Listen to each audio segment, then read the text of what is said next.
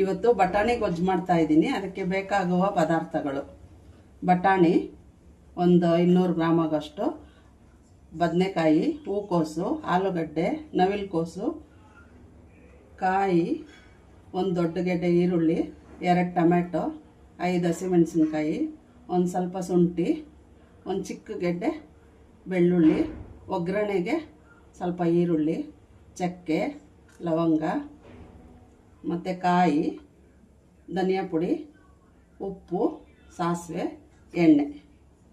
ಈಗ ಮಾಡೋದು ತೋರಿಸ್ತೀನಿ. ಈಗ ನೀರು ಕುದಿಯೋಕೆ ಇಟ್ಟಿದ್ದೆ, ಅದಕ್ಕೆ ಈ ಬಟಾಣಿ ಹಾಕ್ಕೋಬೇಕು. ಬಟಾಣಿ ಸ್ವಲ್ಪ ಬೇಯಬೇಕು. ಅಲ್ಲಿ ತನಕ ನಾನು ಮಸಾಲೆ ರುಬ್ಕೊಂಡು ಬರ್ತೀನಿ. ಮಸಾಲೆಗೆ ಏನೇನು ಹಾಕ್ತೀನಿ ಅಂತ ತೋರಿಸ್ತೀನಿ.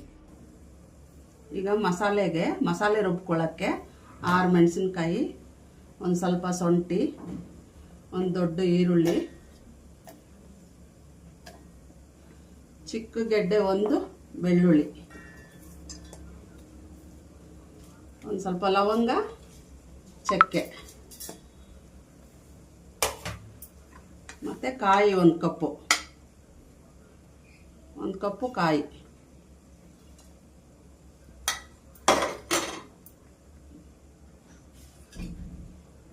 ಧನಿಯಾ ಪುಡಿ 3 ಸ್ಪೂನ್,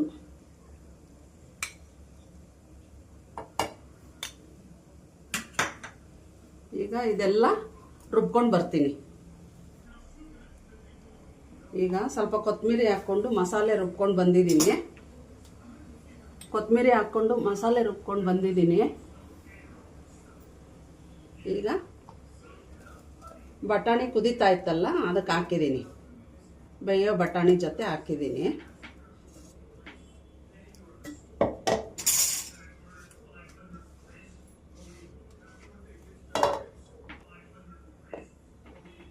ಈಗ ಮಸಾಲೆ ಹಾಕಿದ್ದೀನಿ ಬಟಾಣಿ ಜೊತೆ. ಈಗ ಆಲೂಗಡ್ಡೆ ಮತ್ತು ನವಿಲುಕೋಸು ಅವೆರಡು ಬೇಯಬೇಕಲ್ವಾ. ಆಲೂಗಡ್ಡೆ ನವಿಲುಕೋಸು 2 ಹಾಕಿದ್ದೀನಿ. ಇವಾಗ ಬೇಯಲಿ. ಈಗ ಆಲೂಗಡ್ಡೆ ಬಟಾಣಿ ಎಲ್ಲ ಬೆಂದಿದೆ. ಆಲೂಗಡ್ಡೆ ಅರ್ಧ ಬೇಯಬೇಕು. ಅರ್ಧ ಬೆಂದಮೇಲೆ ಈ ತರಕಾರಿ ಹೂಕೋಸು ಬದನೆಕಾಯಿ ಹಾಕ್ತೀನಿ.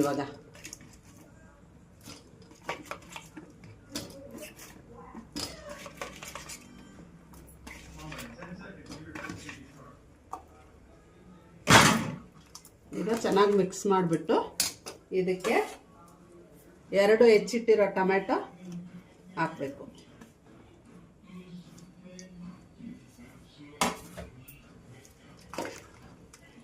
ಆಮೇಲೆ ಉಪ್ಪು, ರುಚಿಗೆ ತಕ್ಕಷ್ಟು ಉಪ್ಪು ಹಾಕ್ಬಿಟ್ಟು ಬೇಯಿಸ್ಕೊಂಡು ಸಾರು ಗಟ್ಟಿ ಆದಮೇಲೆ ಒಗ್ಗರಣೆ ಹಾಕೋವಾಗ ತೋರಿಸ್ತೀನಿ.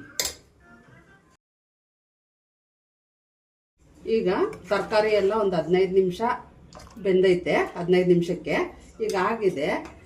ಈಗ ಸಾರೆಲ್ಲ ಬೆಂದಿದೆ. ಒಗ್ಗರಣೆಗೆ ಹಾಕ್ಕೊತೀನಿ. 2 ಸ್ಪೂನ್ ಎಣ್ಣೆ, ಬೇಕು ಅಂದರೆ ತುಪ್ಪ ಹಾಕ್ಕೋಬೋದು, ಇಲ್ಲ ಅಂದರೆ ಬರೀ ಎಣ್ಣೆನೇ ಹಾಕೋಬೋದು. ಸ್ವಲ್ಪ ಸಾಸಿವೆ ಸಿಡಿಲಿ. ಈಗ ಸಾಸಿವೆ ಸಿಡ್ದಿದೆ. ಈರುಳ್ಳಿ, ಕರಿಬೇವಿನ ಸೊಪ್ಪು ಹಾಕ್ಕೊತಾ ಇದ್ದೀನಿ.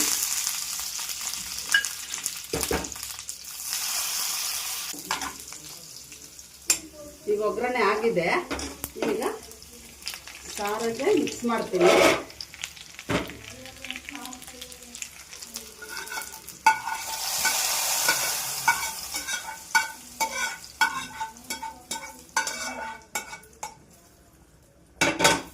ಈಗ ಸಾರು ರೆಡಿಯಾಗಿದೆ.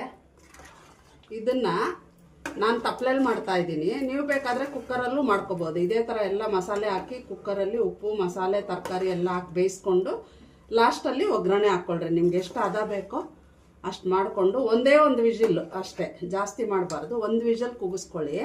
ಆಮೇಲೆ ಲಾಸ್ಟಲ್ಲಿ ಇದೇ ಥರ ಒಗ್ಗರಣೆ ಹಾಕ್ಕೊಳ್ಳಿ. ನಿಮ್ಗೆ ಎಷ್ಟು ಗಟ್ಟಿ ಬೇಕೋ ಅಷ್ಟು ಮಾಡಿಕೊಂಡು ಒಗ್ಗರಣೆ ಹಾಕ್ಕೊಳ್ಳಿ. ಈಗ ಬಟಾಣಿ ಗೊಜ್ಜು ರೆಡಿಯಾಗಿದೆ. ಈಗ ಸರ್ವ್ ಮಾಡ್ತೀನಿ.